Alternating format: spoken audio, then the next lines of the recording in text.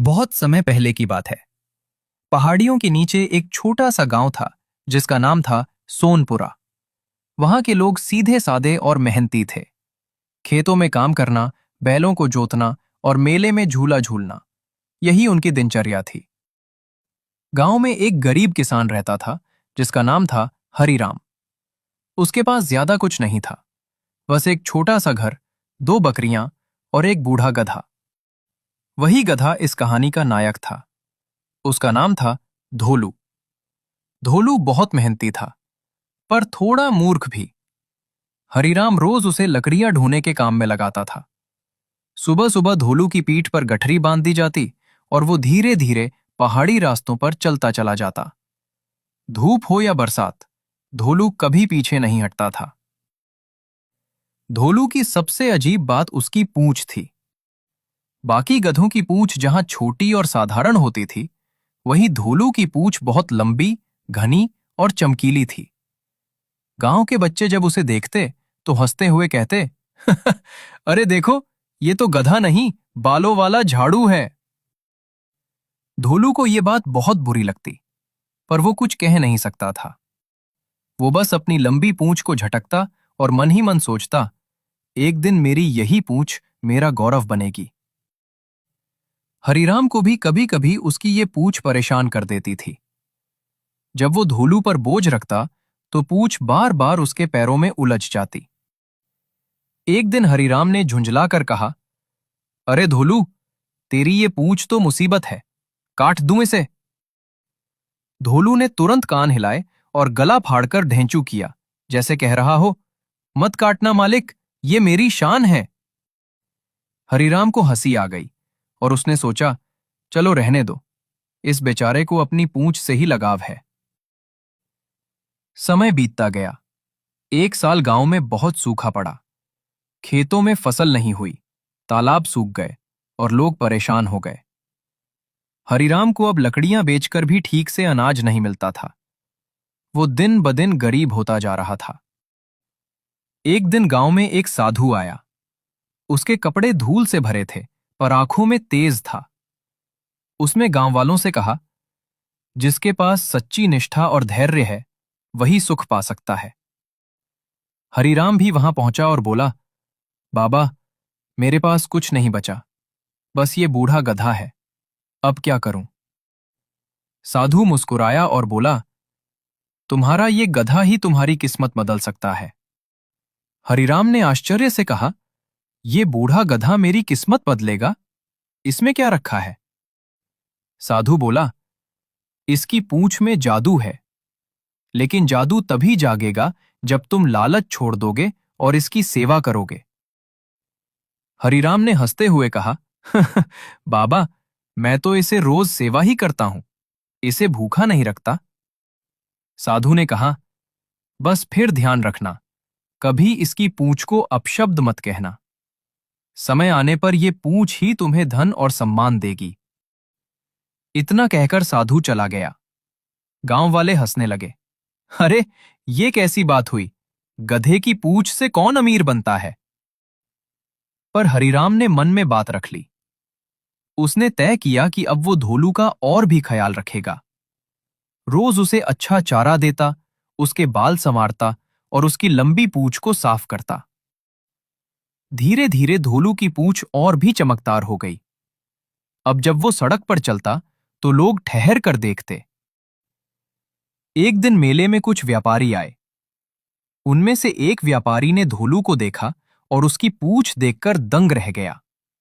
वो बोला, भाई, मैं ऐसा बालदार गधा पहली बार देख रहा हूं। इसकी पूंछ से तो रस्सी भी बनाई जा सकती है। हरिराम बोला, ये तो मेरा साथी है, मैं इसे नहीं बेचूंगा।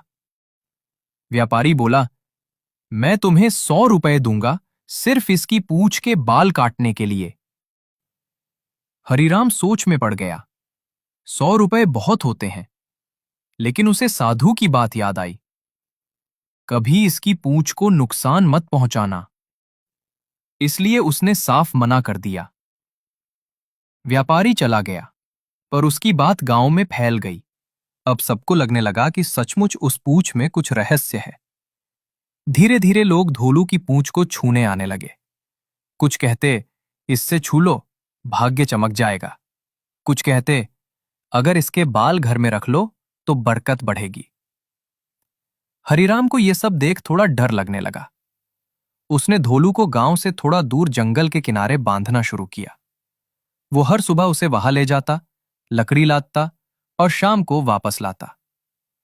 पर किस्मत को कुछ और ही मंजूर था। एक दिन सुबह सुबह जब हरिराम धोलू को लेकर जंगल जा रहा था, तभी उसने देखा कि धोलू की पूंछ से हल्की सुनहरी चमक निकल रही है। पहले तो उसने सोचा कि शायद धूप की किरणें पड़ रही हैं, पर जब उसने ध्यान से देखा तो पूंछ सचमुच हल्की हल्की चमक रही थी। हरिराम हैरान रह गया। उसने धीरे से कहा, बाबा सच बोल गए थे, इसमें सच में कुछ है। धोलू भी कुछ अजीब तरह से खुश लग रहा था, जैसे उसे भी पता हो कि अब उसकी पूंछ में जादू जाग उठा है। उस दिन जब हरिराम जंगल में लकड़ियां काट रहा था, उसने देखा कि जहां जहां धोलू की पूंछ जमीन को छू रही थी, वहां की मिट्टी पर सोने जैसी चमक पड़ रही थी। उसने थोड़ा सा मिट्टी उठाया और जब घर आकर उसे धोया तो उसमें से दो छोटे छोटे सोने के कण निकले। हरिराम के होश उड़ गए। उसे याद आया, साधु ने कहा था, समय आने पर यह पूंछ तुम्हें धन और सम्मान देगी। उसने सोचा, अगर मैं इस बात को गुप्त रखूं तो धीरे धीरे बहुत सोना जमा कर सकता हूं। पर भाग्य ने उसकी परीक्षा लेनी तय कर रखी थी। अगले दिन जब वो फिर जंगल गया तो एक गांव वाले ने उसे पीछा करते हुए देख लिया। वो आदमी चालाक था। नाम था भोला राम। उसने झाड़ियों में छिपकर देखा कि धोलू की पूंछ जहां जमीन छूती है, वहां मिट्टी चमक रही है। वो समझ गया कि यही तो जादू है। भोलाराम भागता हुआ गांव पहुंचा और सबको बता दिया, हरिराम के गधे की पूंछ में सोना बनता है। अब पूरा गांव उत्साहित हो उठा। लोग हरिराम के घर के बाहर जमा हो गए। कोई कहता, हमें भी थोड़ा सोना दे दो। कोई कहता, गधे की पूंछ के बाल काटकर बेच दो। हरिराम डर गया। उसने कहा, भाइयों, ये साधारण गधा है, इसमें कोई जादू नहीं। पर कोई उसकी बात मानने को तैयार नहीं था। रात में गांव के कुछ लालची लोग चुपके से उसके आंगन में घुस आए। उन्होंने धोलू को खोलने की कोशिश की ताकि उसकी पूंछ के बाल काट सकें। पर तभी धोलू ने जोर से लात मारी, ढैंचू की आवाज निकाली और सब भाग खड़े हुए। हरिराम को अब समझ आया कि अगर उसने गधे की रक्षा नहीं की तो लोग उसकी पूंछ के पीछे पागल हो जाएंगे। अगली सुबह हरिराम ने धोलू को लेकर गांव छोड़ने का निश्चय किया। उसने थोड़ी रोटी बांधी, पानी की मटकी ली और चल पड़ा। वो पहाड़ों के पार वाले जंगल की ओर बढ़ गया, जहां कम लोग जाते थे। चलते चलते शाम हो गई। उसने पेड़ों के नीचे डेरा डाला। धोलू भी थक गया था। हरिराम ने उसे सहलाया और कहा, मेरे साथी, लोग तुम्हारी पूंछ के पीछे पड़े हैं, लेकिन मैं तुझे किसी हाल में नुकसान नहीं होने दूंगा। धोलू ने मानो उसकी बात समझ ली। उसने अपनी पूंछ हिलाई और उसकी आंखों में चमक आ गई। उसी रात हरिराम ने सपना देखा। उसमें वही साधु आए। उन्होंने कहा, हरिराम, अब तूने निष्ठा और धैर्य दिखाया है। कल सुबह जब सूरज निकलेगा तो जो पहला स्थान तेरी नजर में आएगा, वहां की मिट्टी में तेरी किस्मत छिपी है। हरिराम ने सिर झुका दिया। अगली सुबह जब सूरज उगा तो उसने देखा कि धोलू एक बड़ी चट्टान के पास खड़ा है और उसकी पूंछ जमीन पर रगड़ रही है। हरिराम दौड़ा और वहां की मिट्टी खोदने लगा। कुछ ही देर में उसे वहां से एक पुराना पीतल का घड़ा मिला। उसने खोला तो उसमें सोने के सिक्के भरे थे। हरिराम की आंखें नम हो गईं। उसने आसमान की ओर देखा और कहा, बाबा, आपने अपनी बात सच कर दी। धोलू के सिर पर हाथ फेरते हुए उसने कहा, तेरी पूंछ ही मेरी दौलत है, लेकिन मैं इस दौलत को किसी बुरे काम में नहीं लगाऊंगा। हरिराम अब अमीर हो गया, पर उसने गांव लौटकर कभी घमंड नहीं किया। उसने गांव के तालाब की मरम्मत करवाई, गरीबों को अनाज बांटा और मंदिर बनवाया। लोग फिर उससे मिलने आने लगे। लेकिन अब वे उसके गधे का मजाक नहीं उड़ाते थे। सब आदर से कहते, धोलू बाबा का गधा, भाग्य लाने वाला। धीरे धीरे ये कहानी पूरे इलाके में फैल गई।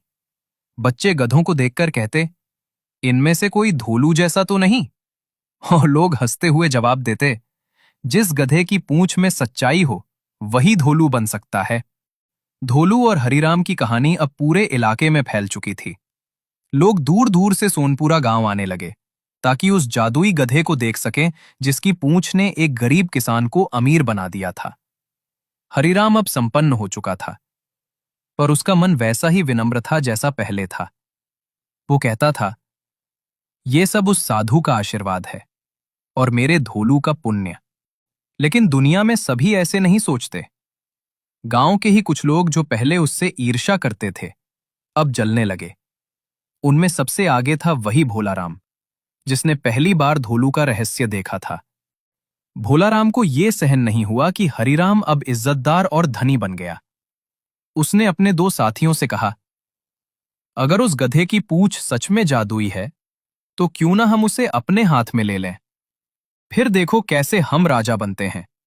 तीनों ने योजना बनाई कि रात के समय हरिराम के घर में घुसकर गधे की पूंछ काट लेंगे। उन्होंने तय किया कि जब सब सो जाएंगे तब वे धीरे से दीवार फांदकर अंदर जाएंगे। उसी रात आकाश में बादल छाए थे। हवा में अजीब सी ठंडक थी। हरिराम ने खाना खाया और धोलू को अपने आंगन में बांध दिया। फिर उसने एक लाल चादर ओढ़ी और सोने चला गया। लेकिन उसे मन में बेचैनी थी। उसने धोलू की ओर देखा तो पाया कि वो बार बार अपनी पूंछ हिला रहा था, जैसे उसे कोई अनहोनी का एहसास हो। मध्य रात्रि के समय तीनों चोर आंगन में पहुंचे। एक ने धीरे से फुसफुसाया, सावधानी से चलना, आवाज मत करना। उन्होंने रस्सी निकाली और धोलू के पास पहुंचे। भोलाराम ने कैंची उठाई और धीरे से पूंछ पकड़ने लगा। तभी धोलू की आंखें चमक उठीं। उसने जोर से ढेंचू की आवाज निकाली, इतनी तेज कि पूरा गांव जाग गया। फिर उसने पीछे से जोरदार लात मारी, जिससे भोलाराम पीछे दीवार से जा टकराया। बाकी दो साथी डरकर भागे, लेकिन तभी पूंछ से अचानक सुनहरी रोशनी निकलने लगी। वो रोशनी इतनी तेज थी कि सबकी आंखें चौंधिया गईं। ऐसा लगा जैसे आंगन में छोटा सा सूरज उतर आया हो। हरिराम बाहर आया और देखा, धोलू के चारों ओर सुनहरी आभा फैली है और जमीन पर तीनों चोर गिरे पड़े हैं। साधु की आवाज हवा में गूंजी, हरिराम, तुम्हारा साथी अब अपनी अंतिम परीक्षा दे रहा है। जिनके दिल में लालच है वे उसकी चमक सह नहीं पाएंगे। भोलाराम और उसके साथी डर के मारे कांपने लगे। उन्होंने सिर झुका लिया और कहा, हमें माफ कर दो, हमें लालच ने अंधा कर दिया।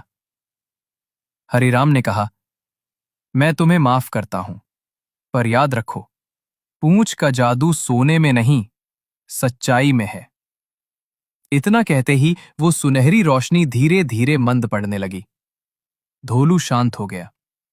उसकी आंखें बंद थीं, जैसे किसी गहरी नींद में चला गया हो। हरिराम घबरा गया। उसने उसे हिलाया, पर धोलू ने कोई हरकत नहीं की। साधु की आवाज फिर आई, हरिराम, तेरा साथी अब अपना काम पूरा कर चुका है। अब उसका जादू तेरे हृदय में बस गया है। उसकी पूंछ नहीं रही, पर उसकी आत्मा हमेशा तेरे साथ रहेगी। हरिराम की आंखों से आंसू बह निकले।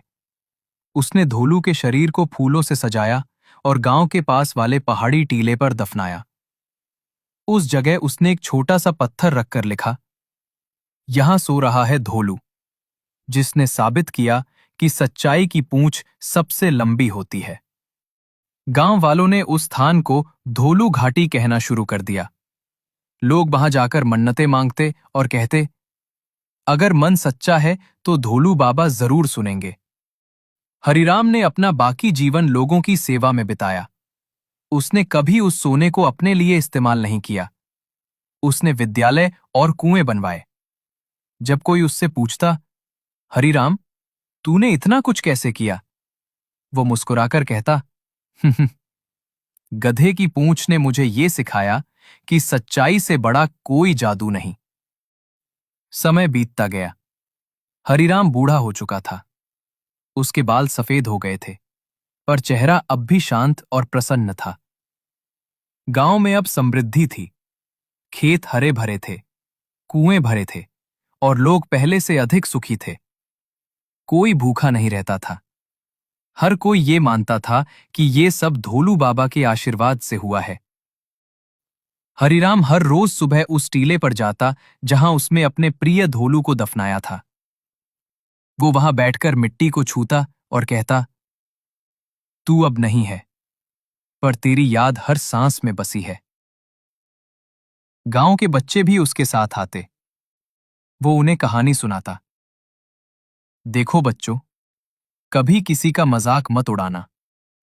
ये गधा भी सबकी हंसी का पात्र था, पर अंत में वही सबको सबक दे गया। एक दिन गांव में वही साधु फिर से आया, वही जिसने सालों पहले हरिराम से कहा था कि गधे की पूंछ में जादू है। हरिराम ने तुरंत उनके चरण छुए और बोला, बाबा, आपकी वाणी अक्षरशः सत्य निकली। पर अब मेरा साथी तो नहीं रहा। साधु मुस्कुराया। हरिराम, वो कहीं गया नहीं, वो तेरे मन में है। अब तुझ में वही प्रकाश है जो उसकी पूंछ में था। सच्चे व्यक्ति का हृदय ही सबसे बड़ा जादू है। साधु ने गांव वालों की ओर देखा और कहा, ध्यान रखो, धोलू की पूंछ सोने का साधन नहीं, सच्चाई का प्रतीक थी। जब तक इंसान सच्चाई से काम करेगा, तब तक उसकी आत्मा धोलू बाबा की तरह उज्जवल रहेगी। फिर साधु आगे बढ़ गया और गायब हो गया, जैसे धुंध में विलीन हो गया हो।